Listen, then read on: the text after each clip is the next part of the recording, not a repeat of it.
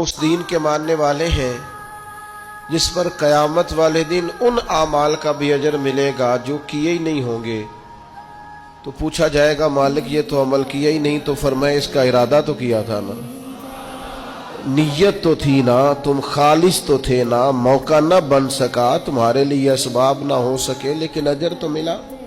اور امام غزالی فرماتے ہیں کچھ اعمال لے کر فرشتے اللہ کے حضور حاضر ہوں گے، رب کریم فرمائے گا واپس لے جاؤ ان اعمال،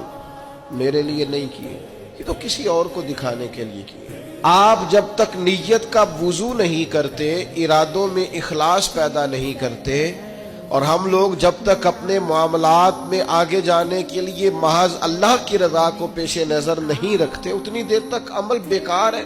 اس لیے کہ نبی پاک صلی اللہ تعالی علیہ وسلم نے فرمایا رب نہ تمہارے مالوں کو دیکھتا ہے، نہ تمہارے چہروں کو دیکھتا ہے، وہ تو تمہارے دلوں کو دیکھتا ہے۔